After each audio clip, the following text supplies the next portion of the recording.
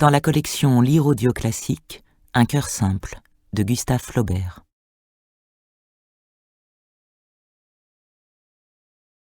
Pendant un demi-siècle, les bourgeoises de Pont-l'Évêque envièrent à Madame Aubin sa servante Félicité. Pour 100 francs par an, elle faisait la cuisine et le ménage, cousait, lavait, repassait, savait brider un cheval, engraisser les volailles, battre le beurre, et resta fidèle à sa maîtresse, qui, cependant, n'était pas une personne agréable. Elle avait épousé un beau garçon sans fortune, mort au commencement de 1809, en lui laissant 2 enfants très jeunes, avec une quantité de dettes. Alors elle vendit ses immeubles, sauf la ferme de Touques et la ferme de Géfausse, dont les rentes montaient à 5 000 francs tout au plus, et elle quitta sa maison de Saint-Melaine pour en habiter une autre moins dispendieuse, ayant appartenu à ses ancêtres et placée derrière les halles. Cette maison, revêtue d'ardoises, se trouvait entre un passage et une ruelle aboutissant à la rivière. Elle avait intérieurement des différences de niveau qui faisaient trébucher. Un vestibule étroit séparait la cuisine de la salle, où Madame Aubin se tenait tout le long du jour, assise près de la croisée dans un fauteuil de paille. Contre le lambris, peint en blanc, s'alignaient 8 chaises d'acajou. Un vieux piano supportait, sous un baromètre, un tas pyramidal de boîtes et de cartons. 2 bergères de tapisserie flanquaient la cheminée en marbre jaune et de style Louis XV. La pendule, au milieu, représentait un temple de Vesta, et tout l'appartement sentait un peu le moisi, car le plancher était plus bas que le jardin. Au premier étage, il y avait d'abord la chambre de Madame, très grande, tendue d'un papier à fleurs pâles et contenant le portrait de Monsieur en costume de muscadin. Elle communiquait avec une chambre plus petite, où l'on voyait 2 couchettes d'enfants, sans matelas. Puis venait le salon, toujours fermé et rempli de meubles recouverts d'un drap. Ensuite, un corridor menait à un cabinet d'études. Des livres et des paperasses garnissaient les rayons d'une bibliothèque, entourant de ses 3 côtés un large bureau de bois noir. Les 2 panneaux en retour disparaissaient sous des dessins à la plume, des paysages à la gouache et des gravures d'Audran, souvenirs d'un temps meilleur et d'un luxe évanoui. Une lucarne au second étage éclairait la chambre de Félicité, ayant vue sur les prairies. Elle se levait dès l'aube pour ne pas manquer la messe et travaillait jusqu'au soir sans interruption. Puis, le dîner étant fini, la vaisselle en ordre et la porte bien close, elle enfouissait la bûche sous les cendres et s'endormait devant l'âtre, son rosaire à la main. Personne dans les marchandages ne montrait plus d'entêtement. Quant à la propreté, le poli de ses casseroles faisait le désespoir des autres servantes. Économe, elle mangeait avec lenteur et recueillait du doigt sur la table les miettes de son pain, un pain de 12 livres, cuit exprès pour elle et qui durait 20 jours. En toute saison, elle portait un mouchoir d'indienne fixé dans le dos par une épingle, un bonnet lui cachant les cheveux, des bas gris, un jupon rouge, et par-dessus sa camisole, un tablier à bavette, comme les infirmières d'hôpital. Son visage était maigre et sa voix aiguë. À 25 ans, on lui en donnait 40. Dès la cinquantaine, elle ne marqua plus aucun âge. Et toujours silencieuse, la taille droite et les gestes mesurés, semblait une femme en bois, fonctionnant d'une manière automatique. Elle avait eu, comme une autre, son histoire d'amour. Son père, un maçon, s'était tué en tombant d'un échafaudage. Puis sa mère mourut, ses sœurs se dispersèrent, un fermier la recueillit et l'employa toute petite à garder les vaches dans la campagne. Elle grelottait sous des haillons, buvait à plat ventre l'eau des mares, à propos de rien était battue, et finalement fut chassée pour un vol de 30 sols qu'elle n'avait pas commis. Elle entra dans une autre ferme, y devint fille de basse-cour, et comme elle plaisait au patron, ses camarades la jalousaient. Un soir du mois d'août, elle avait alors 18 ans, ils l'entraînèrent à l'assemblée de Colleville. Tout de suite elle fut étourdie, stupéfaite par le tapage des ménétriers, les lumières dans les arbres, la bigarrure des costumes, les dentelles, les croix d'or, cette masse de monde sautant à la fois. Elle se tenait à l'écart, modestement, quand un jeune homme d'apparence cossue, et qui fumait sa pipe les 2 coudes sur le timon d'un banneau, vint l'inviter à la danse. Il lui paya du cidre, du café, de la galette, un foulard, et, s'imaginant qu'elle le devinait, offrit de la reconduire. Au bord d'un champ d'avoine, il la renversa brutalement. Elle eut peur et se mit à crier. Il s'éloigna. Un autre soir, sur la route de Beaumont, elle voulut dépasser un grand chariot de foin qui avançait lentement, et en frôlant les roues, elle reconnut Théodore. Il l'aborda d'un air tranquille, disant qu'il fallait tout pardonner puisque c'était la faute de la boisson. Elle ne sut que répondre, et avait envie de s'enfuir. Aussitôt il parla des récoltes et des notables de la commune, car son père avait abandonné Colleville pour la ferme des Échos, de sorte que maintenant il se trouvait voisin. « Ah, dit-elle. » Il ajouta qu'on désirait l'établir. Du reste, il n'était pas pressé et attendait une femme à son goût. Elle baissa la tête. Alors il lui demanda si elle pensait au mariage. Elle reprit en souriant que c'était mal de se moquer. « Mais non, je vous jure !» Et du bras gauche, il lui entoura la taille. Elle marchait soutenue par son étreinte. Ils se ralentirent. Le vent était mou, les étoiles brillaient, l'énorme charretée de foin oscillait devant eux, et les 4 chevaux, en traînant leurs pas, soulevaient de la poussière. Puis, sans commandement, ils tournèrent à droite. Il l'embrassa encore une fois. Elle disparut dans l'ombre. Théodore, la semaine suivante, en obtint des rendez-vous. Ils se rencontraient au fond des cours, derrière un mur, sous un arbre isolé. Elle n'était pas innocente à la manière des demoiselles, les animaux l'avaient instruite, mais la raison et l'instinct de l'honneur l'empêchèrent de faillir.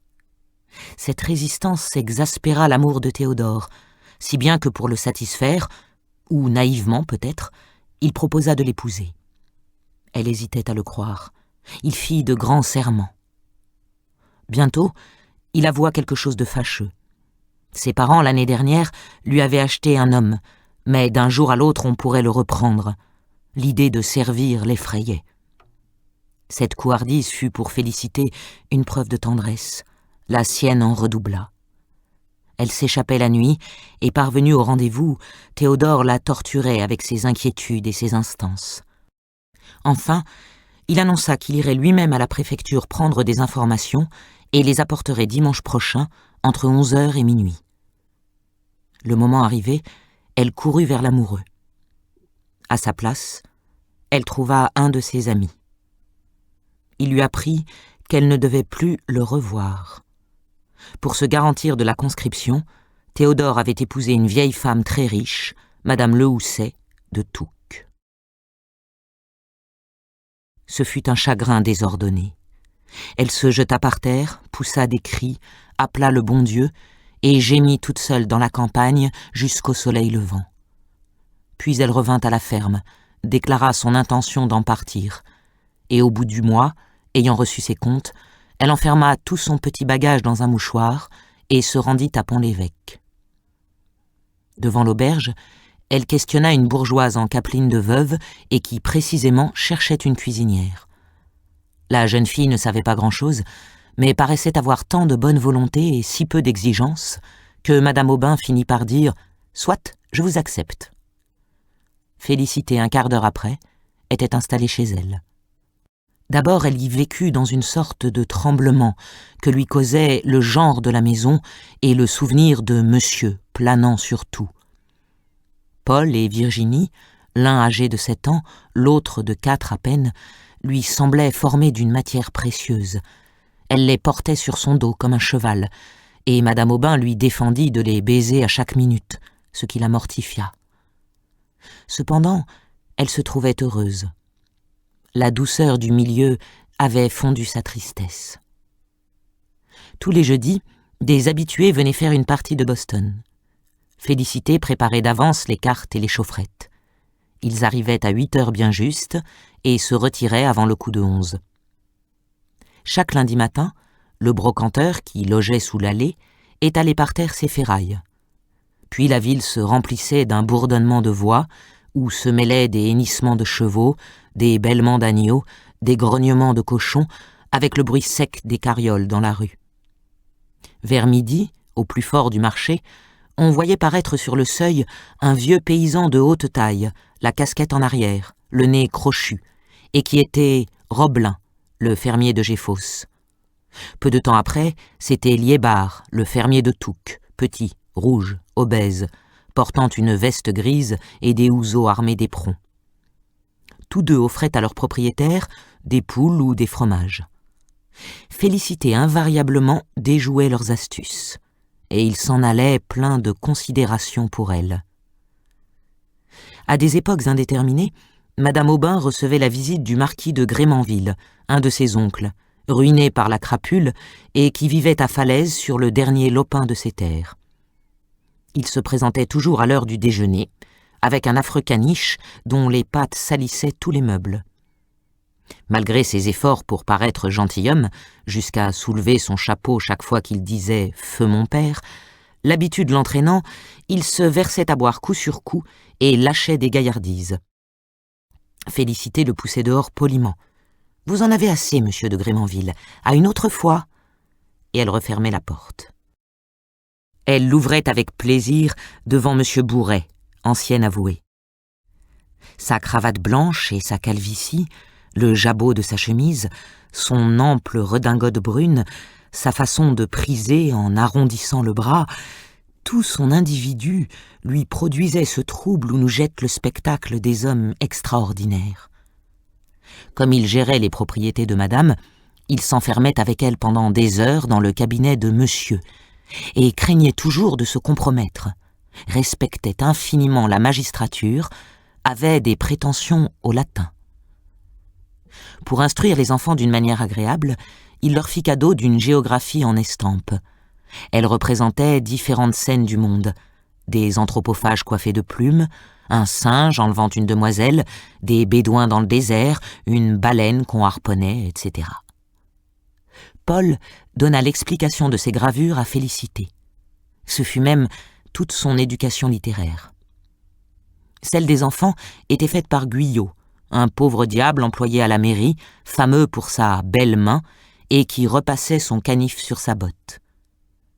Quand le temps était clair, on s'en allait de bonne heure à la ferme de Géfos. La cour est en pente, la maison dans le milieu, et la mer au loin apparaît comme une tache grise. Félicité retirait de son cabas des tranches de viande froide, et on déjeunait dans un appartement faisant suite à la laiterie. Il était le seul reste d'une habitation de plaisance maintenant disparue. Le papier de la muraille en lambeaux tremblait au courant d'air. Madame Aubin penchait son front, accablée de souvenirs. Les enfants n'osaient plus parler. « Mais jouez donc !» disait-elle. Et bien vite ils décampaient. Paul montait dans la grange, attrapait des oiseaux, faisait des ricochets sur la mare, ou tapait avec un bâton les grosses futailles qui résonnaient comme des tambours. Virginie donnait à manger aux lapins, se précipitait pour cueillir des bluets, et la vitesse de ses jambes découvrait ses petits pantalons brodés. Un soir d'automne, on s'en retourna par les herbages. La lune, à son premier quartier, éclairait une partie du ciel, et un brouillard flottait comme une écharpe sur les sinuosités de la Touques. Des bœufs, étendus au milieu du gazon, regardaient tranquillement ces 4 personnes passer. Dans la 3e pâture, quelques-uns se levèrent, puis se mirent en rond devant elle. « Ne craignez rien, » dit Félicité. Et murmurant une sorte de complainte, elle flatta sur l'échine celui qui se trouvait le plus près. Il fit volte-face, les autres l'imitèrent. Mais quand l'herbage suivant fut traversé, un beuglement formidable s'éleva. C'était un taureau que cachait le brouillard. Il avança vers les 2 femmes. Madame Aubin allait courir. « Non, non, moins vite !» Elle pressait le pas cependant, et entendait par derrière un souffle sonore qui se rapprochait. Ses sabots, comme des marteaux, battaient l'herbe de la prairie. Voilà qu'il galopait maintenant. Félicité se retourna, et elle arrachait à 2 mains des plaques de terre qu'elle lui jetait dans les yeux. Il baissait le mufle, secouait les cornes, et tremblait de fureur en beuglant horriblement. Madame Aubin, au bout de l'herbage avec ses 2 petits, cherchait éperdue comment franchir le haut bord. Félicité reculait toujours devant le taureau et continuellement lançait des mottes de gazon qui l'aveuglaient, tandis qu'elle criait « Dépêchez-vous, dépêchez-vous !» Madame Aubin descendit le fossé, poussa Virginie, Paul ensuite, tomba plusieurs fois en tâchant de gravir le talus et à force de courage y parvint. Le taureau avait acculé Félicité contre une claire-voie. Sa bave lui rejaillissait à la figure. Une seconde de plus, il éventrait. Elle eut le temps de se couler entre deux barreaux, et la grosse bête, toute surprise, s'arrêta.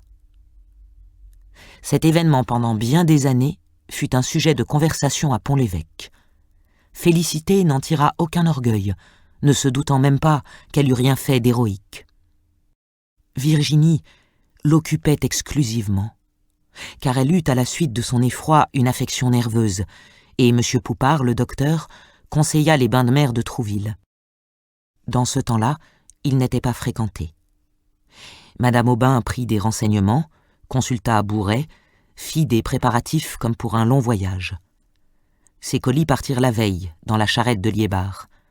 Le lendemain, il amena 2 chevaux, dont l'un avait une selle de femme munie d'un dossier de velours, et sur la croupe du second, un manteau roulé formait une manière de siège. Madame Aubin y monta, derrière lui. Félicité se chargea de Virginie, et Paul enfourcha l'âne de M. Lechaptois, prêté sous la condition d'en avoir grand soin. La route était si mauvaise que ces 8 kilomètres exigèrent 2 heures. Les chevaux enfonçaient jusqu'au pâturon dans la boue et faisaient, pour en sortir, de brusques mouvements des hanches. Ou bien ils butaient contre les ornières. D'autres fois, il leur fallait sauter. La jument de Liébard, à de certains endroits, s'arrêtait tout à coup. Il attendait patiemment qu'elle se remît en marche. Et il parlait des personnes dont les propriétés bordaient la route, ajoutant à leur histoire des réflexions morales. Ainsi, au milieu de Touques, comme on passait sous des fenêtres entourées de capucines, il dit avec un haussement d'épaules « En voilà une, Madame Le Housset, qui, au lieu de prendre un jeune homme... » Félicité n'entendit pas le reste. Les chevaux trottaient, l'âne galopait. Tous enfilèrent un sentier. Une barrière tourna, 2 garçons parurent, et l'on descendit devant le purin, sur le seuil même de la porte. La mère Liébard, en apercevant sa maîtresse, prodigua les démonstrations de joie. Elle lui servit un déjeuner où il y avait un aloyau, des tripes, du boudin, une fricassée de poulet, du cidre mousseux, une tarte aux compotes et des prunes à l'eau-de-vie, accompagnant le tout de politesse à Madame, qui paraissait en meilleure santé, à Mademoiselle, devenue magnifique, à Monsieur Paul, singulièrement forci, sans oublier leurs grands-parents défunts, que les Liébard avaient connus, étant au service de la famille depuis plusieurs générations. La ferme avait, comme eux, un caractère d'ancienneté. Les poutrelles du plafond étaient vermoulues, les murailles noires de fumée, les carreaux gris de poussière. Un dressoir en chêne supportait toutes sortes d'ustensiles, des brocs, des assiettes, des écuelles d'étain, des pièges à loups, des forces pour les moutons. Une seringue énorme fit rire les enfants. Pas un arbre des 3 cours qui n'eût des champignons à sa base ou dans ses rameaux une touffe de gui. Le vent en avait jeté bas plusieurs. Ils avaient repris par le milieu, et tous fléchissaient sous la quantité de leurs pommes. Les toits de paille, pareils à du velours brun et inégaux d'épaisseur, résistaient aux plus fortes bourrasques. Cependant, la charretterie tombait en ruine. Madame Aubin dit qu'elle aviserait, et commanda de reharnacher les bêtes. On fut encore une demi-heure avant d'atteindre Trouville. La petite caravane mit pied à terre pour passer les Écores. C'était une falaise surplombant des bateaux. Et 3 minutes plus tard, au bout du quai, on entra dans la cour de l'Agneau d'Or, chez la mère David. Virginie, dès les premiers jours, se sentit moins faible, résultat du changement d'air et de l'action des bains. Elle les prenait en chemise à défaut d'un costume, et sa bonne la rhabillait dans une cabane de douanier qui servait aux baigneurs. L'après-midi, on s'en allait avec l'âne au-delà des Roches Noires, du côté d'Enqueville. Le sentier, d'abord, montait entre des terrains vallonnés comme la pelouse d'un parc, puis arrivait sur un plateau où alternaient des pâturages et des champs en labour. À la lisière du chemin, dans le fouillis des ronces, des houx se dressaient. Ça et là, Un grand arbre mort faisait sur l'air bleu des zigzags avec ses branches. Presque toujours, on se reposait dans un pré, ayant Deauville à gauche, Le Havre à droite, et en face, la pleine mer. Elle était brillante de soleil, lisse comme un miroir, tellement douce qu'on entendait à peine son murmure. Des moineaux cachés pépiaient, et la voûte immense du ciel recouvrait tout cela. Madame Aubin, assise, travaillait à son ouvrage de couture. Virginie, près d'elle, tressait des joncs. Félicité sarclait des fleurs de lavande. Paul, qui s'ennuyait, voulait partir. D'autres fois, ayant passé la Touques en bateau, il cherchait des coquilles. La marée basse laissait à découvert des oursins, des godefishes, des méduses. Et les enfants couraient pour saisir des flocons d'écume que le vent emportait. Les flots endormis, en tombant sur le sable, se déroulaient le long de la grève. Elle s'étendait à perte de vue, mais du côté de la terre, avait pour limite les dunes la séparant du marais, large prairie en forme d'hippodrome. Quand il revenait par là, Trouville, au fond, sur la pente du coteau, à chaque pas grandissait, et avec toutes ces maisons inégales, semblait s'épanouir dans un désordre gai. Les jours qu'il faisait trop chaud, ils ne sortaient pas de leur chambre. L'éblouissante clarté du dehors plaquait des barres de lumière entre les lames des jalousies. Aucun bruit dans le village.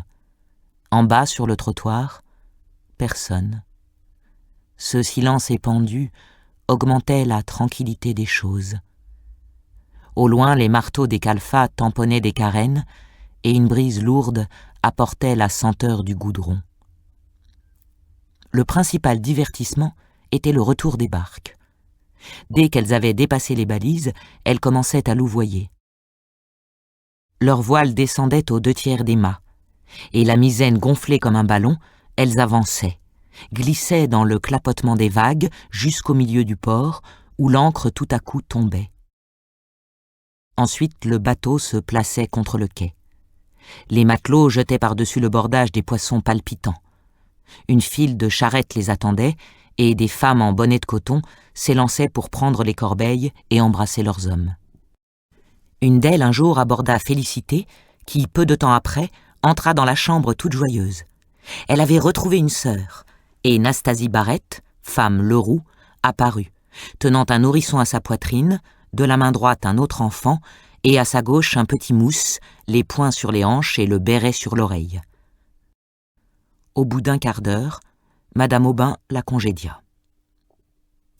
On les rencontrait toujours aux abords de la cuisine ou dans les promenades que l'on faisait. Le mari ne se montrait pas. Félicité se prit d'affection pour eux. Elle leur acheta une couverture, des chemises, un fourneau. Évidemment, ils l'exploitaient. Cette faiblesse agaçait Madame Aubin, qui d'ailleurs n'aimait pas les familiarités du neveu, car il tutoyait son fils. Et comme Virginie toussait et que la saison n'était plus bonne, elle revint à Pont-l'Évêque. Monsieur Bourret l'éclaira sur le choix d'un collège. Celui de Caen passait pour le meilleur. Paul y fut envoyé et fit bravement ses adieux, satisfait d'aller vivre dans une maison où il aurait des camarades. Madame Aubin se résigna à l'éloignement de son fils parce qu'il était indispensable. Virginie y songea de moins en moins. Félicité regrettait son tapage. Mais une occupation vint la distraire. À partir de Noël, elle mena tous les jours la petite fille au catéchisme. Quand elle avait fait à la porte une génuflexion, elle s'avançait sous la haute nef, entre la double ligne des chaises, ouvrait le banc de Madame Aubin, s'asseyait et promenait ses yeux autour d'elle. Les garçons à droite, les filles à gauche emplissaient les stalles du chœur. Le curé se tenait debout près du lutrin. Sur un vitrail de l'abside, le Saint-Esprit dominait la Vierge. Un autre la montrait à genoux devant l'enfant Jésus, et derrière le tabernacle, un groupe en bois représentait Saint-Michel terrassant le dragon. Le prêtre fit d'abord un abrégé de l'histoire sainte. Elle croyait voir le paradis, le déluge, la tour de Babel, des villes en flammes, des peuples qui mouraient, des idoles renversées. Et elle garda de cet éblouissement le respect du Très-Haut et la crainte de sa colère. Puis, elle pleura en écoutant la Passion. Pourquoi l'avait-il crucifié? Lui qui chérissait les enfants, nourrissait les foules, guérissait les aveugles, et avait voulu, par douceur, naître au milieu des pauvres, sur le fumier d'une étable. Les semailles, les moissons, les pressoirs, toutes ces choses familières dont parle l'Évangile se trouvaient dans sa vie. Le passage de Dieu les avait sanctifiés, et elle aima plus tendrement les agneaux par amour de l'agneau, les colombes à cause du Saint-Esprit. Elle avait peine à imaginer sa personne, car il n'était pas seulement oiseau, mais encore un feu, et d'autres fois un souffle. C'est peut-être sa lumière qui voltige la nuit au bord des marécages, son haleine qui pousse les nuées, sa voix qui rend les cloches harmonieuses. Et elle demeurait dans une adoration, jouissant de la fraîcheur des murs et de la tranquillité de l'église. Quant au dogme, elle n'y comprenait rien, ne tâcha même pas de comprendre. Le curé discourait, les enfants récitaient, elle finissait par s'endormir.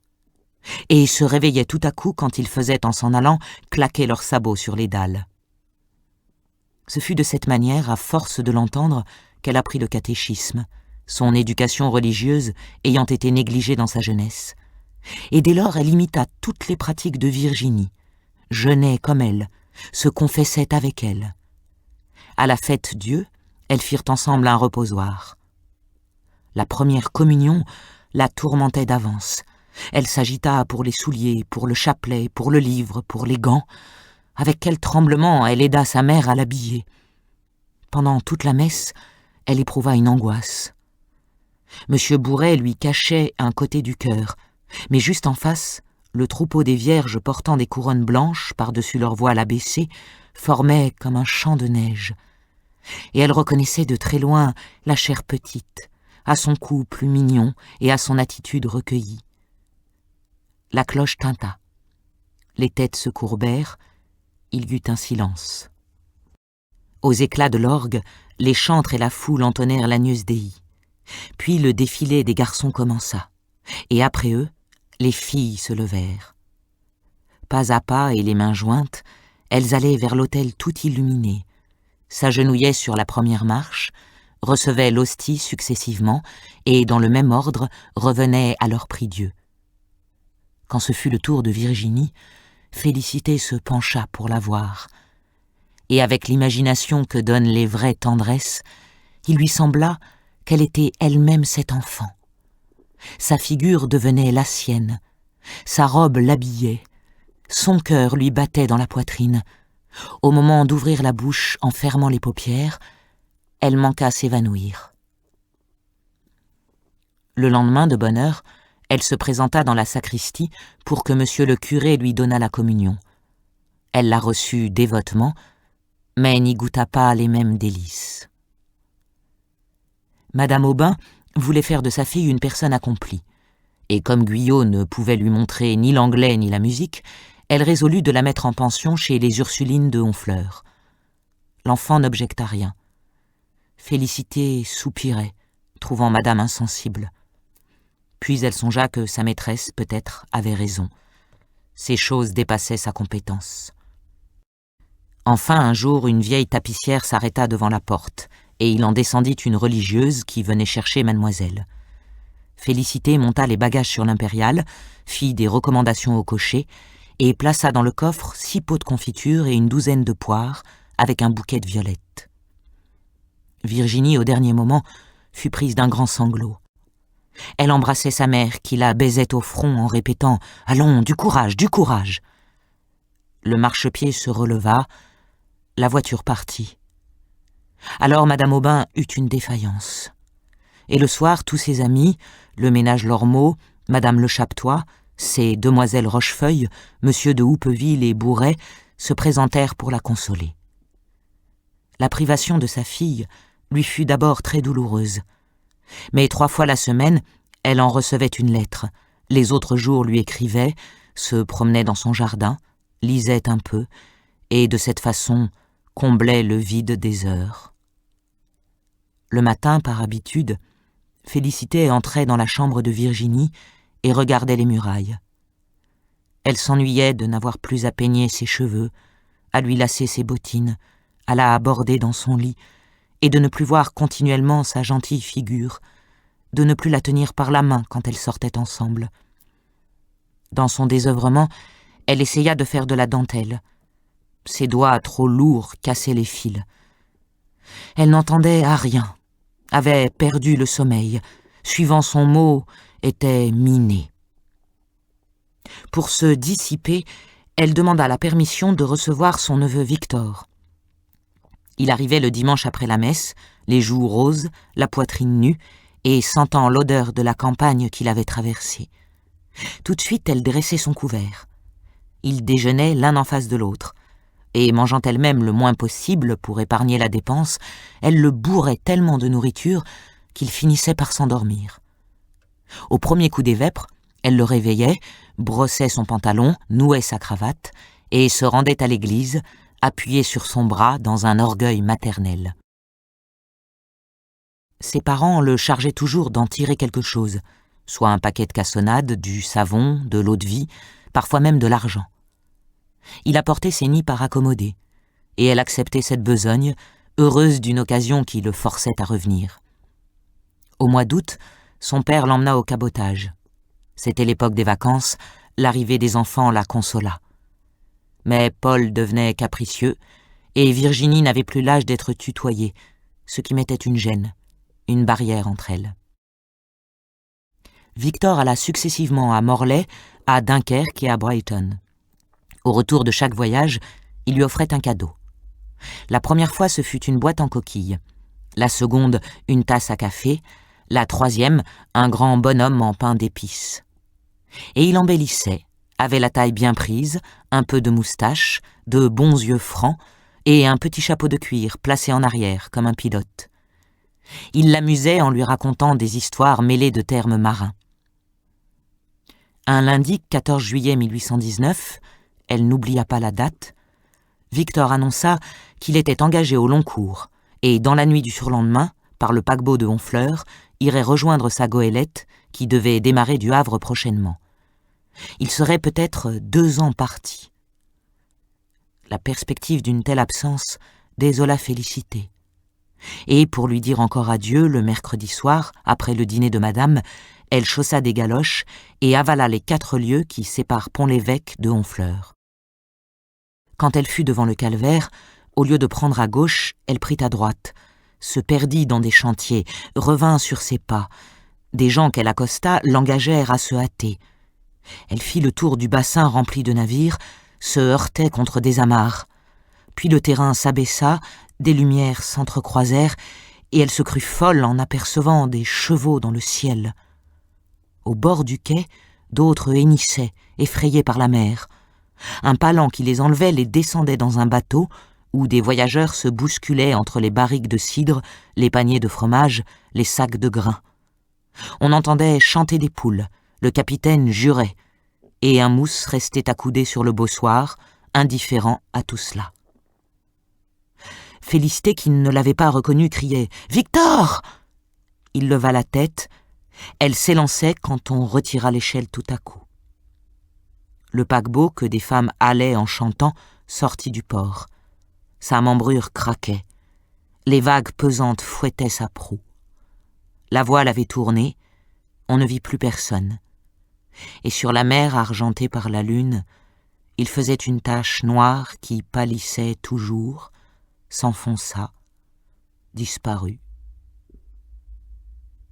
Félicité, en passant près du calvaire, voulut recommander à Dieu ce qu'elle chérissait le plus.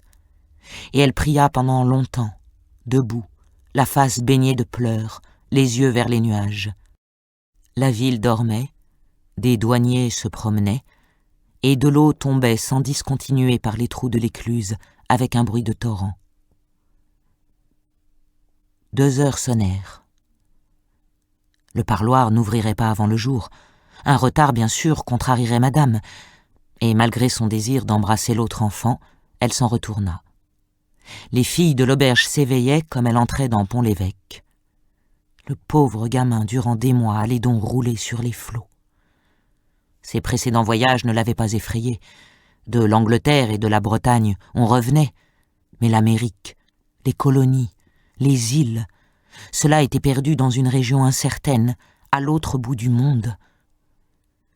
Dès lors, Félicité pensa exclusivement à son neveu. Les jours de soleil, elle se tourmentait de la soif. Quand il faisait de l'orage, craignait pour lui la foudre.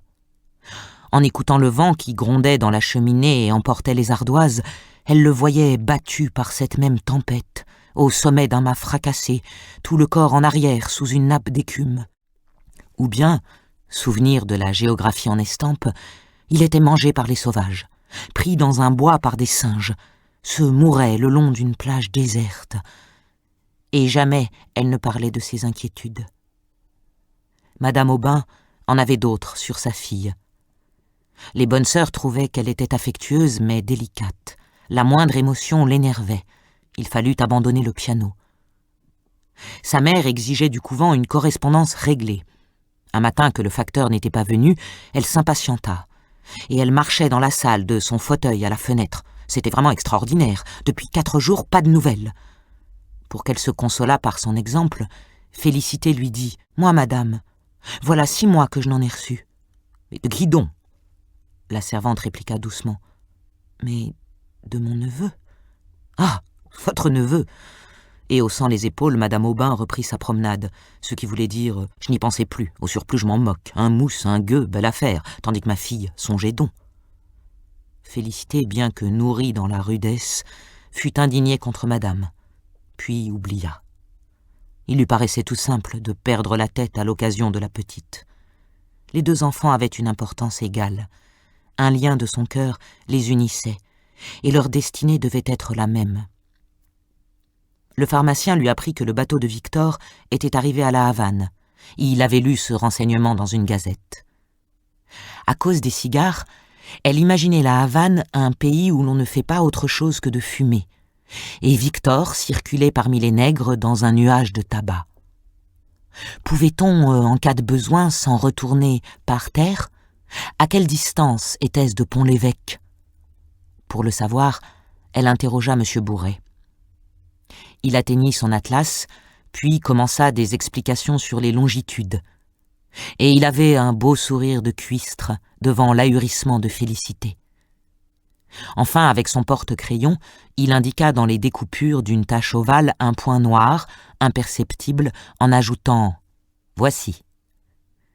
Elle se pencha sur la carte. Ce réseau de lignes coloriées fatiguait sa vue sans lui rien apprendre. Et Bourret, l'invitant à dire ce qui l'embarrassait, elle le pria de lui montrer la maison où demeurait Victor. Bourret leva les bras, il éternua, rit énormément. Une candeur pareille excitait sa joie, et Félicité n'en comprenait pas le motif. Elle qui s'attendait peut-être à voir jusqu'au portrait de son neveu, tant son intelligence était bornée. Ce fut 15 jours après que Liébard, à l'heure du marché, comme d'habitude, entra dans la cuisine et lui remit une lettre qu'envoyait son beau-frère. Ne sachant lire aucun des deux, elle eut recours à sa maîtresse. Madame Aubin, qui comptait les mailles d'un tricot, le posa près d'elle, décacheta la lettre, tressaillit, et d'une voix basse, avec un regard profond, « C'est un malheur qu'on vous annonce, votre neveu... » Il était mort. On n'en disait pas davantage. Félicité tomba sur une chaise, en s'appuyant la tête à la cloison, et ferma ses paupières qui devinrent roses tout à coup. Puis, le front baissé, les mains pendantes, l'œil fixe, elle répétait par intervalles « Pauvre petit gars, pauvre petit gars ». Liébard la considérait en exhalant des soupirs. Madame Aubin tremblait un peu. Elle lui proposa d'aller voir sa sœur à Trouville. Félicité répondit par un geste qu'elle n'en avait pas besoin. Il y eut un silence. Le bonhomme Liébard jugea convenable de se retirer. Alors elle dit « Ça ne leur fait rien, à eux ». Sa tête retomba. Et machinalement, elle soulevait de temps à autre les longues aiguilles sur la table à ouvrage. Des femmes passèrent dans la cour avec un bard d'où dégouttelait du linge.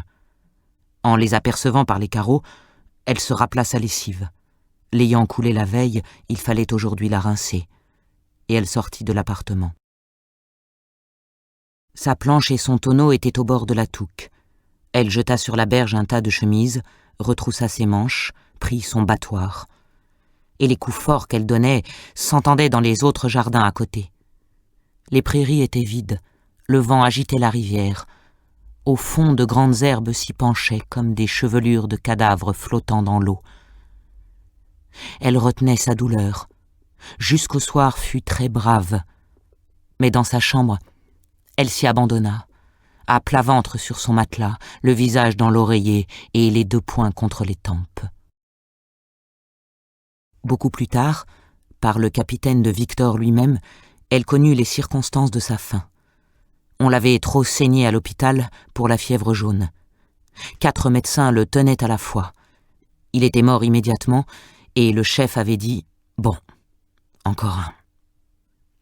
Ses parents l'avaient toujours traité avec barbarie. Elle aima mieux ne pas les revoir, et ils ne firent aucune avance, par oubli ou endurcissement de misérable. Virginie s'affaiblissait. Des oppressions, de la toux, une fièvre continuelle et des marbrures aux pommettes décelaient quelque affection profonde. Monsieur Poupart avait conseillé un séjour en Provence. Madame Aubin s'y décida et eut tout de suite repris sa fille à la maison sans le climat de Pont-l'Évêque. Elle fit un arrangement avec un loueur de voitures qui la menait au couvent chaque mardi. Il y a dans le jardin une terrasse d'où l'on découvre la Seine. Virginie s'y promenait à son bras, sur les feuilles de pampre tombées. Quelquefois, le soleil traversant les nuages la forçait à cligner ses paupières, pendant qu'elle regardait les voiles au loin et tout l'horizon, depuis le château de Tancarville jusqu'au phare du Havre. Ensuite on se reposait sous la tonnelle. Sa mère s'était procuré un petit fût d'excellent vin de Malaga, et riant à l'idée d'être grise, elle en buvait 2 doigts, pas davantage. Ses forces reparurent. L'automne s'écoula doucement. Félicité rassurait Madame Aubin. Mais un soir qu'elle avait été aux environs faire une course, elle rencontra devant la porte le cabriolet de Monsieur Poupart, et il était dans le vestibule. Madame Aubin nouait son chapeau. « Donnez-moi ma chaufferette, ma bourse, mes gants, plus vite donc !» Virginie avait une fluxion de poitrine. C'était peut-être désespéré. « Pas encore, » dit le médecin. Et tous deux montèrent dans la voiture, sous des flocons de neige qui tourbillonnaient. La nuit allait venir. Il faisait très froid. Félicité se précipita dans l'église pour allumer un cierge. Puis elle courut après le cabriolet qu'elle rejoignit 1 heure plus tard, sauta légèrement par derrière, où elle se tenait aux torsades, quand une réflexion lui vint. La cour n'est pas fermée, si des voleurs s'introduisaient. Et elle descendit. Le lendemain, dès l'aube, elle se présenta chez le docteur. Il était rentré et reparti à la campagne. Puis elle resta dans l'auberge, croyant que des inconnus apporteraient une lettre. Enfin, au petit jour, elle prit la diligence de Lisieux. Le couvent se trouvait au fond d'une ruelle escarpée. Vers le milieu, elle entendit des sons étranges. Un glas de mort. C'est pour d'autres, pensa-t-elle. Et Félicité tira violemment le marteau. Au bout de plusieurs minutes, des savates se traînèrent. La porte s'entrebâilla et une religieuse parut. La bonne sœur, avec un air de componction, dit qu'elle venait de passer. En même temps, le glas de Saint-Léonard redoublait. Félicité parvint au second étage. Dès le seuil de la chambre, elle aperçut Virginie étalée sur le dos, les mains jointes, la bouche ouverte, et la tête en arrière sous une croix noire s'inclinant vers elle, entre les rideaux immobiles, moins pâles que sa figure. Madame Aubin, au pied de la couche qu'elle tenait dans ses bras, poussait des hoquets d'agonie. La supérieure était debout, à droite. 3 chandeliers sur la commode faisaient des taches rouges, et le brouillard blanchissait les fenêtres. Des religieuses emportèrent Madame Aubin. Pendant 2 nuits, Félicité ne quitta pas la morte. Elle répétait les mêmes prières, jetait de l'eau bénite sur les draps, revenait s'asseoir et la contemplait. À la fin de la première veille, Elle remarqua que la figure avait jauni, les lèvres bleuirent, le nez se pinçait, les yeux s'enfonçaient. Elle les baisa plusieurs fois, et n'eût pas éprouvé un immense étonnement si Virginie les eût rouverts. Pour de pareilles âmes, le surnaturel est tout simple. Elle fit sa toilette, l'enveloppa de son linceul, la descendit dans sa bière, lui posa une couronne, étala ses cheveux. Ils étaient blonds et extraordinaires de longueur à son âge. Félicité en coupa une grosse mèche dont elle glissa la moitié dans sa poitrine, résolue à ne jamais s'en dessaisir. Le corps fut ramené à Pont-l'Évêque, suivant les intentions de Madame Aubin, qui suivait le corbillard dans une voiture fermée. Après la messe, il fallut encore 3 quarts d'heure pour atteindre le cimetière. Paul marchait en tête et sanglotait. Monsieur Bourret était derrière, ensuite les principaux habitants, les femmes couvertes de mantes noires, et Félicité. Elle songeait à son neveu, et n'ayant pu lui rendre ses honneurs, avait un surcroît de tristesse, comme si on l'eût enterré avec l'autre. Le désespoir de Madame Aubin fut illimité. D'abord elle se révolta contre Dieu, le trouvant injuste de lui avoir pris sa fille, elle qui n'avait jamais fait de mal et dont la conscience était si pure. Mais non, elle aurait dû l'emporter dans le Midi, d'autres docteurs l'auraient sauvée. Elle s'accusait, voulait la rejoindre, criait en détresse au milieu de ses rêves. Un surtout l'obsédait. Son mari, costumé comme un matelot, revenait d'un long voyage et lui disait en pleurant qu'il avait reçu l'ordre d'emmener Virginie. Alors il se concertait pour découvrir une cachette quelque part. Une fois, elle rentra du jardin, bouleversée. Tout à l'heure, elle montrait l'endroit, le père et la fille lui étaient apparus l'un auprès de l'autre. Et il ne faisait rien, il la regardait. Pendant plusieurs mois, elle resta dans sa chambre, inerte. Félicité la sermonnait doucement. Il fallait se conserver pour son fils et pour l'autre, en souvenir d'elle. Elle, reprenait Madame Aubin comme se réveillant. Ah oui, oui, vous ne l'oubliez pas. Allusion au cimetière qu'on lui avait scrupuleusement défendu. Félicité tous les jours s'y rendait. À 4 heures précises, elle passait au bord des maisons, montait la côte, ouvrait la barrière et arrivait devant la tombe de Virginie. C'était une petite colonne de marbre rose, avec une dalle dans le bas et des chênes autour enfermant un jardinet. Les plates-bandes disparaissaient sous une couverture de fleurs. Elle arrosait leurs feuilles, renouvelait le sable, se mettait à genoux pour mieux labourer la terre. Madame Aubin, quand elle put y venir, en éprouva un soulagement, une espèce de consolation. Puis des années s'écoulèrent, toutes pareilles, et sans autres épisodes que le retour des grandes fêtes, Pâques, l'Assomption, la Toussaint. Les événements intérieurs faisaient une date où l'on se reportait plus tard. Ainsi, en 1825, 2 vitriers badigeonnèrent le vestibule. En 1827, une portion du toit, tombant dans la cour, faillit tuer un homme. L'été de 1828, ce fut à Madame d'offrir le pain béni. Bourret, vers cette époque, s'absenta mystérieusement. Et les anciennes connaissances, peu à peu, s'en allèrent. Guyot, Liébard, Madame Le Chapetois, Robelin, l'oncle Grémanville, paralysé depuis longtemps. Une nuit, le conducteur de la Malle-Poste annonça dans Pont-l'Évêque la Révolution de Juillet. Un sous-préfet nouveau, peu de jours après, fut nommé. Le baron de Larsonnière, ex-consul en Amérique, et qui avait chez lui, outre sa femme, sa belle-sœur, avec 3 demoiselles assez grandes déjà. On les apercevait sur leur gazon, habillées de blouses flottantes. Elles possédaient un nègre et un perroquet. Madame Aubin eut leur visite et ne manqua pas de la rendre. Du plus loin qu'elle paraissait, Félicité accourait pour la prévenir. Mais une chose était seule capable de l'émouvoir, les lettres de son fils. Il ne pouvait suivre aucune carrière, étant absorbé dans les estaminets. Elle lui payait ses dettes, il en refaisait d'autres, et les soupirs que poussait Madame Aubin en tricotant près de la fenêtre arrivaient à Félicité, qui tournait son rouet dans la cuisine. Elles se promenaient ensemble le long de l'espalier et causaient toujours de Virginie, se demandant si telle chose lui aurait plu, en telle occasion ce qu'elle eût dit probablement. Toutes ces petites affaires occupaient un placard dans la chambre à 2 lits. Madame Aubin les inspectait le moins souvent possible. Un jour d'été, elle se résigna, et des papillons s'envolèrent de l'armoire. Ses robes étaient en ligne sous une planche où il y avait 3 poupées, des cerceaux, un ménage, la cuvette qui lui servait. Elles retirèrent également les jupons, les bas, les mouchoirs, et les étendirent sur les 2 couches avant de les replier.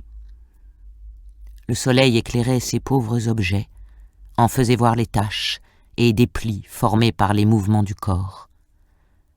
L'air était chaud et bleu, un merle gazouillait, tout semblait vivre dans une douceur profonde. Elles retrouvèrent un petit chapeau de peluche à longs poils couleur marron, mais il était tout mangé de vermine. Félicité le réclama pour elle-même. Leurs yeux se fixèrent l'une sur l'autre, s'emplirent de larmes. Enfin la maîtresse ouvrit ses bras, la servante s'y jeta, et elles s'étreignirent, satisfaisant leur douleur dans un baiser qui les égalisait. C'était la première fois de leur vie, Madame Aubin n'étant pas d'une nature expansive. Félicité lui en fut reconnaissante comme d'un bienfait, et désormais la chérit avec un dévouement bestial et une vénération religieuse. La bonté de son cœur se développa. Quand elle entendait dans la rue les tambours d'un régiment en marche, elle se mettait devant la porte avec une cruche de cidre et offrait à boire aux soldats. Elle soigna des colériques, elle protégeait les Polonais, et même il y en eut un qui déclarait la vouloir épouser. Mais ils se fâchèrent, car un matin, en rentrant de l'Angélus, elle le trouva dans sa cuisine où il s'était introduit et accommodé une vinaigrette qu'il mangeait tranquillement. Après les Polonais, ce fut le père Colmiche, un vieillard passant pour avoir fait des horreurs en 93. Il vivait au bord de la rivière, dans les décombres d'une porcherie. Les gamins le regardaient par les fentes du mur et lui jetaient des cailloux qui tombaient sur son grabat où il gisait, continuellement secoué par un catarrhe, avec des cheveux très longs, les paupières enflammées, et au bras une tumeur plus grosse que sa tête. Elle lui procura du linge, tâcha de nettoyer son bouge, rêvait à l'établir dans le fournil sans qu'il gênât madame. Quand le cancer eut crevé, elle le pansa tous les jours. Quelquefois lui apportait de la galette, le plaçait au soleil sur une botte de paille, et le pauvre vieux, en bavant et en tremblant, la remerciait de sa voix éteinte, craignait de la perdre, allongeait les mains dès qu'il la voyait s'éloigner. Il mourut. Elle fit dire une messe pour le repos de son âme. Ce jour-là, il lui advint un grand bonheur. Au moment du dîner, le nègre de Madame de Larsonnière se présenta, tenant le perroquet dans sa cage, avec le bâton, la chaîne et le cadenas. Un billet de la baronne annonçait à Madame Aubin que, son mari étant élevé à une préfecture, il partait le soir, et elle la priait d'accepter cet oiseau comme un souvenir et en témoignage de ses respects. Il occupait depuis longtemps l'imagination de Félicité, car il venait d'Amérique, et ce mot lui rappelait Victor, si bien qu'elle s'en informait auprès du nègre. Une fois même, elle avait dit « C'est madame qui serait heureuse de la voir ». Le nègre avait redit le propos à sa maîtresse, qui, ne pouvant l'emmener, s'en débarrassait de cette façon. Il s'appelait Loulou. Son corps était vert, le bout de ses ailes roses, son front bleu et sa gorge dorée. Mais il avait la fatigante manie de mordre son bâton, s'arrachait les plumes, éparpillait ses ordures, répandait l'eau de sa baignoire. Madame Aubin, qui l'ennuyait, le donna pour toujours à Félicité. Elle entreprit de l'instruire. Bientôt il répéta « Charmant garçon, serviteur monsieur, je vous salue Marie ». Il était placé auprès de la porte, dans l'angle du perron. Et plusieurs s'étonnaient qu'il ne répondît pas au nom de Jacot, puisque tous les perroquets s'appellent Jacot. On le comparait à une dinde, à une bûche, autant de coups de poignard pour Félicité. Étrange obstination de Loulou, ne parlant plus du moment qu'on le regardait. Néanmoins, il cherchait la compagnie, car le dimanche, pendant que ces demoiselles Rochefeuille, monsieur de Houppeville et de nouveaux habitués, Onfroy l'apothicaire, monsieur Varin et le capitaine Mathieu, faisaient leur partie de cartes, il cognait les vitres avec ses ailes et se démenait si furieusement qu'il était impossible de s'entendre. La figure de Bourret, sans doute, lui paraissait très drôle. Dès qu'il l'apercevait, il commençait à rire de toutes ses forces. Les éclats de sa voix bondissaient dans la cour, l'écho les répétait. Les voisins se mettaient à leurs fenêtres, riaient aussi. Et pour n'être pas vu du perroquet, M. Bourret se coulait le long du mur, en dissimulant son profil avec son chapeau, atteignait la rivière, puis entrait par la porte du jardin. Et les regards qu'il envoyait à l'oiseau manquaient de tendresse. Loulou avait reçu du garçon boucher une chiquenaude, s'étant permis d'enfoncer la tête dans sa corbeille, et depuis lors, il tâchait toujours de le pincer à travers sa chemise. Fabu menaçait de lui tordre le cou, bien qu'il ne fût pas cruel, malgré le tatouage de ses bras et ses gros favoris. Au contraire, il avait plutôt du penchant pour le perroquet, jusqu'à vouloir, par humeur joviale, lui apprendre des jurons. Félicité, que ses manières effrayaient, le plaça dans la cuisine. Sa chaînette fut retirée, et il circulait par la maison. Quand il descendait l'escalier, il appuyait sur les marches la courbe de son bec, levait la patte droite, puis la gauche. Et elle avait peur qu'une telle gymnastique ne lui causât des étourdissements. Il devint malade, ne pouvant plus parler ni manger. C'était sous sa langue une épaisseur, comme en ont les poules quelquefois. Elle le guérit, en arrachant cette pellicule avec ses ongles. Monsieur Paul, un jour, eut l'imprudence de lui souffler aux narines la fumée d'un cigare. Une autre fois que madame Lormeau l'agaçait du bout de son ombrelle, il en happa la virole. Enfin, il se perdit. Elle l'avait posé sur l'herbe pour le rafraîchir, s'absenta une minute, et quand elle revint, plus de perroquet. D'abord elle le chercha dans les buissons, au bord de l'eau et sur les toits, sans écouter sa maîtresse qui lui criait « Mais prenez donc garde, vous êtes folle !» Ensuite, elle inspecta tous les jardins de Pont-l'Évêque, et elle arrêtait les passants. « Vous n'auriez pas vu quelquefois par hasard mon perroquet ?» À ceux qui ne connaissaient pas le perroquet, elle en faisait la description. Tout à coup, elle crut distinguer derrière les moulins au bas de la côte une chose verte qui voltigeait. Mais au haut de la côte, rien.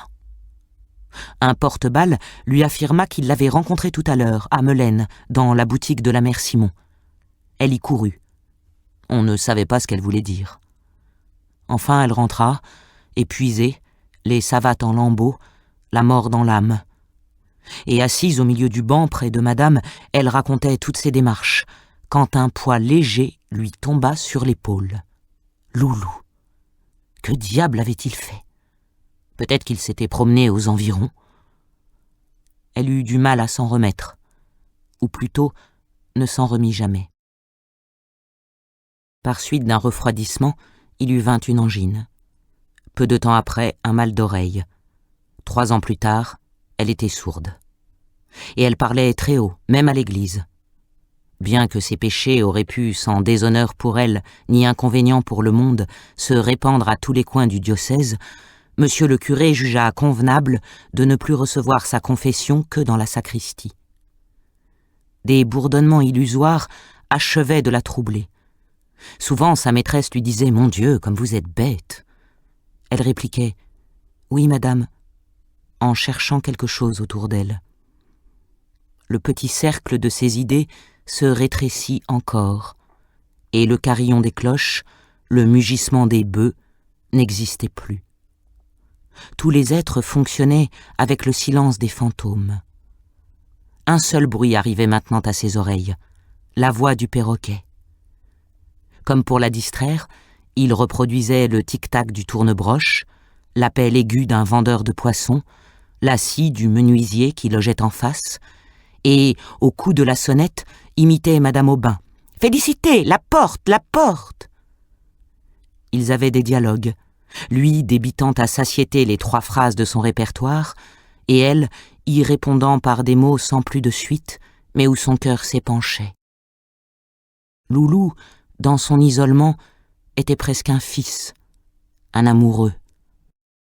Il escaladait ses doigts, mordillait ses lèvres, se cramponnait à son fichu, et comme elle penchait son front en branlant la tête à la manière des nourrices, les grandes ailes du bonnet et les ailes de l'oiseau frémissaient ensemble. Quand des nuages s'amoncelaient et que le tonnerre grondait, il poussait des cris, se rappelant peut-être les ondées de ses forêts natales. Le ruissellement de l'eau excitait son délire. Il voltait, éperdu, montait au plafond, renversait tout, et par la fenêtre allait barboter dans le jardin, mais revenait vite sur un des chenets et, sautillant pour sécher ses plumes, montrait tantôt sa queue, tantôt son bec. Un matin du terrible hiver de 1837, qu'elle l'avait mis devant la cheminée à cause du froid, elle le trouva mort, au milieu de sa cage, la tête en bas et les ongles dans les fils de fer. Une congestion l'avait tué, sans doute. Elle crut à un empoisonnement par le persil, et malgré l'absence de toute preuve, ses soupçons portèrent sur Fabu. Elle pleura tellement que sa maîtresse lui dit « Eh bien, faites-le empailler !» Elle demanda conseil au pharmacien qui avait toujours été bon pour le perroquet. Il écrivit au Havre. Un certain Félaché se chargea de cette besogne. Mais comme la diligence égarait parfois les colis, elle résolut de le porter elle-même jusqu'à Honfleur. Les pommiers sans feuilles se succédaient au bord de la route. De la glace couvrait les fossés. Des chiens aboyaient autour des fermes. Et les mains sous son mantelet, avec ses petits sabots noirs et son cabas, elle marchait prestement sur le milieu du pavé.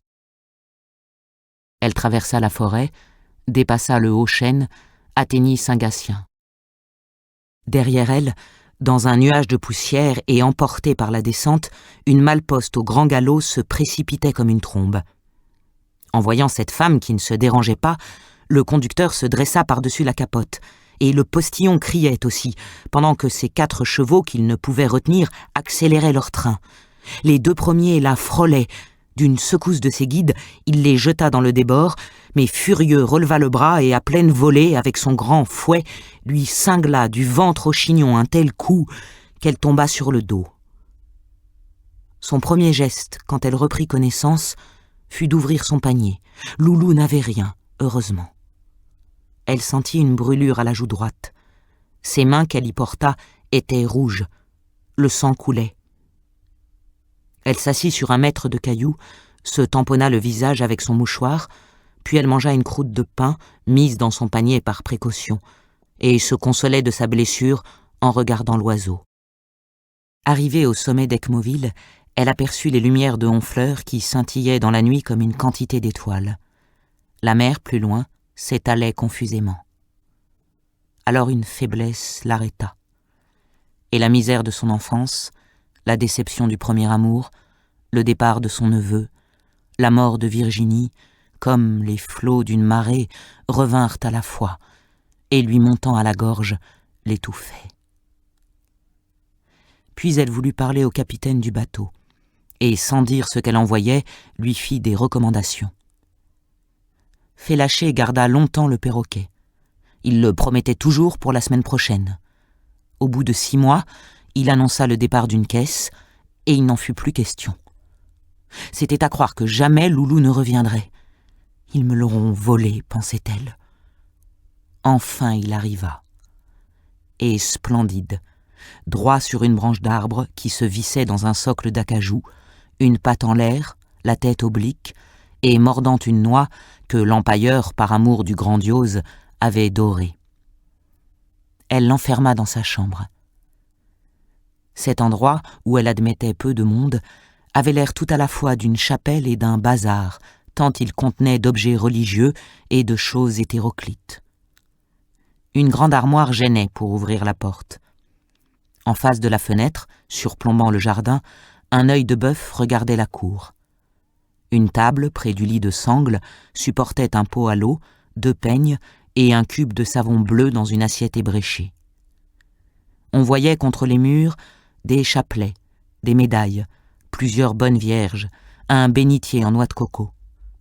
Sur la commode, couverte d'un drap comme un autel, la boîte en coquillage que lui avait donnée Victor, puis un arrosoir et un ballon, des cahiers d'écriture, la géographie en estampe, une paire de bottines.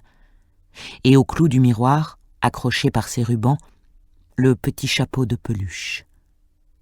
Félicité poussait même ce genre de respect si loin qu'elle conservait une des redingotes de monsieur. Toutes les vieilleries dont ne voulait plus Madame Aubin, elle les prenait pour sa chambre. C'est ainsi qu'il y avait des fleurs artificielles au bord de la commode et le portrait du comte d'Artois dans l'enfoncement de la lucarne. Au moyen d'une planchette, Loulou fut établie sur un corps de cheminée qui avançait dans l'appartement. Chaque matin, en s'éveillant, elle l'apercevait à la clarté de l'aube, et se rappelait alors les jours disparus et d'insignifiantes actions jusqu'en leurs moindres détails, sans douleur, pleine de tranquillité. Ne communiquant avec personne, elle vivait dans une torpeur de somnambule. Les processions de la Fête-Dieu la ranimaient. Elle allait quêter chez les voisines des flambeaux et des paillassons afin d'embellir le reposoir que l'on dressait dans la rue. À l'église, elle contemplait toujours le Saint-Esprit et observa qu'il avait quelque chose du perroquet. Sa ressemblance lui parut encore plus manifeste sur une image d'Épinal représentant le baptême de Notre Seigneur. Avec ses ailes de pourpre et son corps d'émeraude, c'était vraiment le portrait de Loulou. L'ayant acheté, elle le suspendit à la place du comte d'Artois, de sorte que du même coup d'œil, elle les voyait ensemble. Ils s'associèrent dans sa pensée, le perroquet se trouvant sanctifié par ce rapport avec le Saint-Esprit qui devenait plus vivant à ses yeux et intelligible. Le père, pour s'énoncer, n'avait pu choisir une colombe puisque ces bêtes-là n'ont pas de voix, mais plutôt un des ancêtres de Loulou. Et Félicité priait en regardant l'image, mais de temps à autre se tournait un peu vers l'oiseau. Elle eut envie de se mettre dans les demoiselles de la Vierge. Madame Aubin l'en dissuada. Un événement considérable surgit, le mariage de Paul.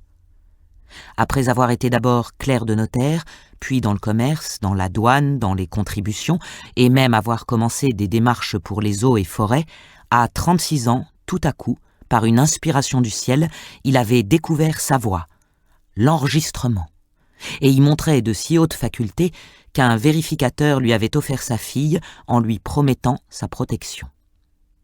Paul, devenu sérieux, l'amena chez sa mère.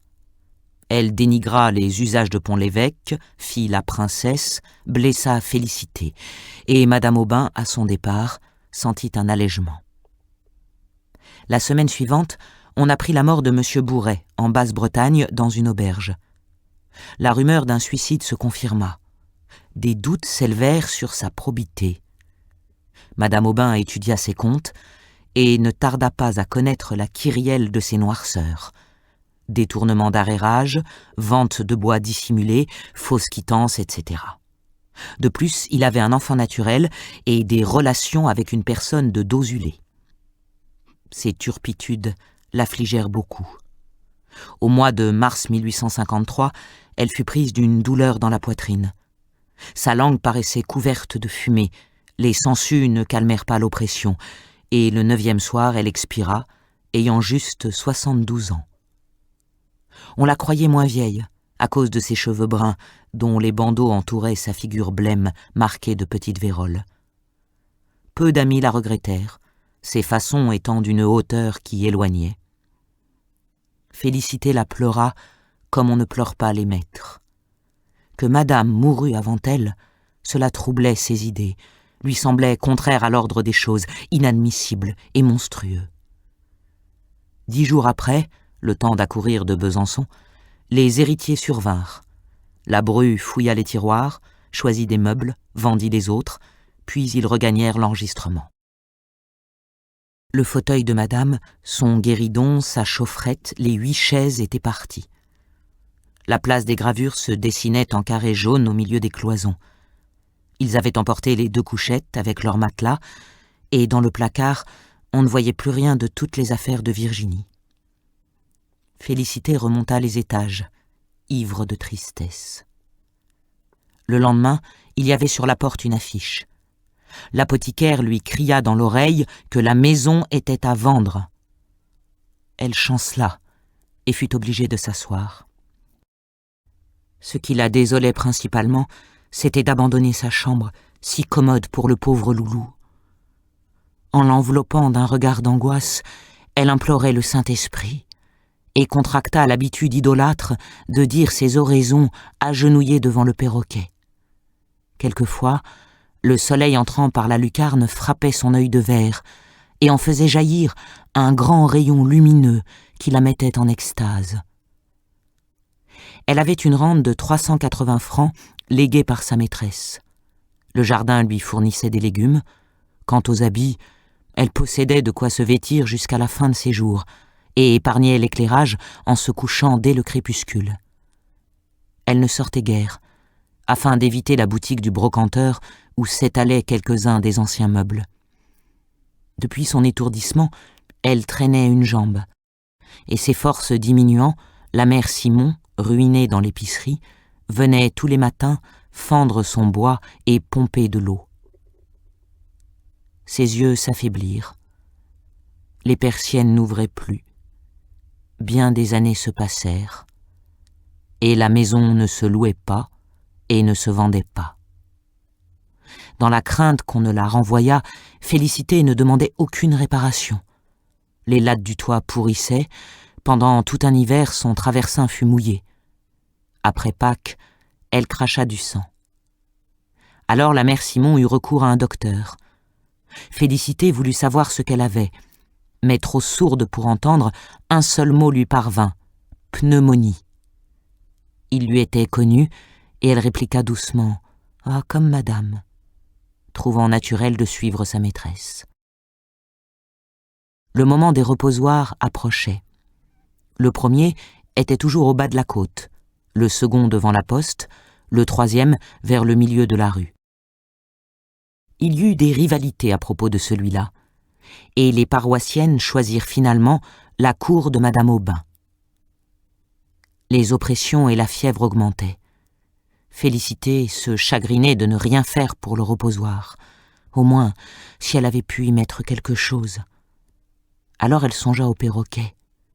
Ce n'était pas convenable, objectèrent les voisines. Mais le curé accorda cette permission. Elle en fut tellement heureuse qu'elle le pria d'accepter, quand elle serait morte, Loulou, sa seule richesse. Du mardi au samedi, veille de la Fête-Dieu, elle toussa plus fréquemment. Le soir, son visage était grippé, ses lèvres se collaient à ses gencives, des vomissements parurent. Et le lendemain, au petit jour, se sentant très bas, elle fit appeler un prêtre. 3 bonnes femmes l'entouraient pendant l'extrême-onction. Puis elle déclara qu'elle avait besoin de parler à Fabu. Il arriva en toilette des dimanches, mal à son aise dans cette atmosphère lugubre. « Pardonnez-moi, dit-elle avec un effort pour étendre le bras. Je croyais que c'était vous qui l'aviez tué. Que signifiaient des potins pareils? L'avoir soupçonné d'un meurtre, un homme comme lui? Et il s'indignait, allait faire du tapage. Elle n'a plus toute sa tête, vous voyez bien. » Félicité, de temps à autre, parlait à des ombres. Les bonnes femmes s'éloignèrent, la Simone déjeuna. Un peu plus tard, elle prit Loulou et, l'approchant de Félicité, « Allons, dites-lui adieu. » Bien qu'il ne fût pas un cadavre, les vers le dévoraient. Une de ses ailes était cassée, l'étoupe lui sortait du ventre.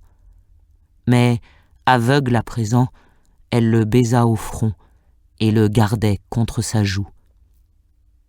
La Simone le reprit pour le mettre sur le reposoir.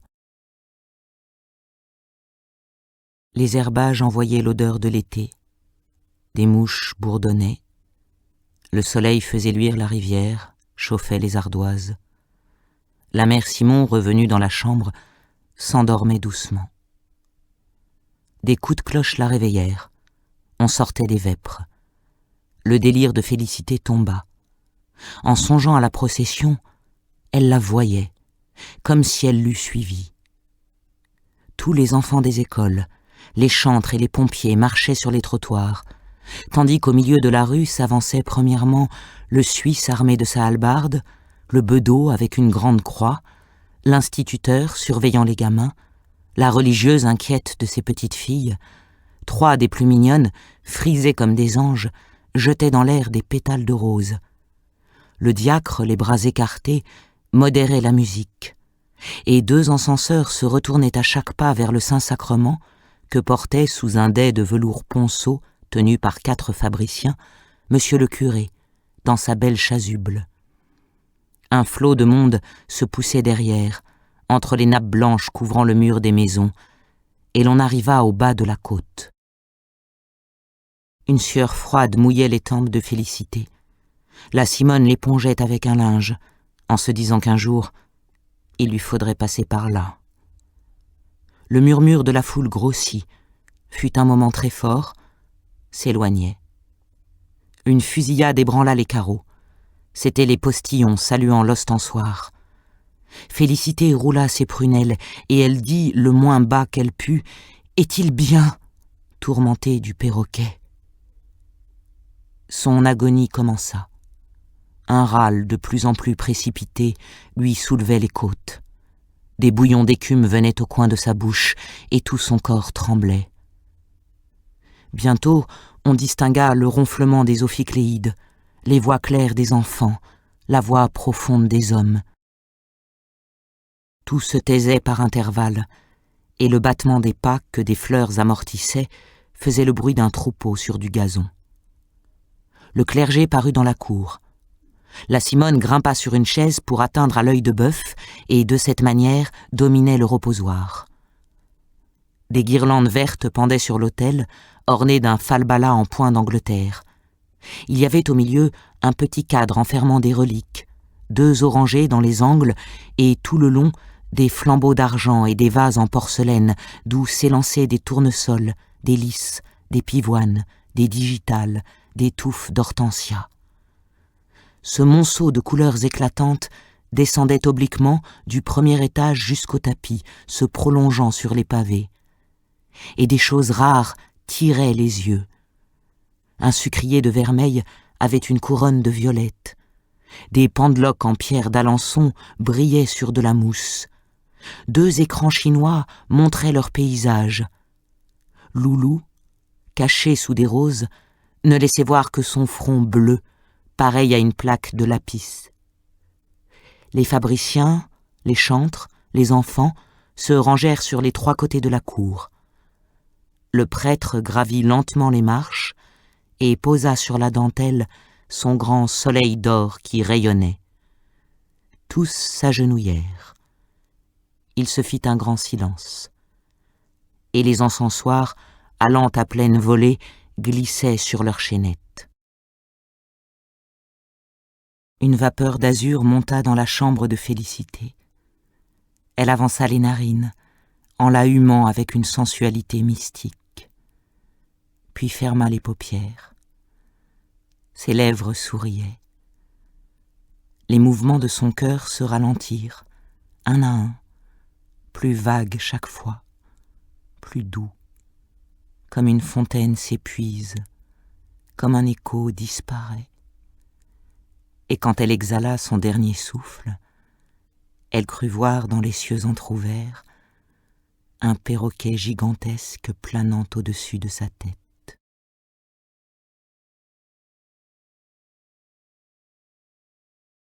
Fin de Un cœur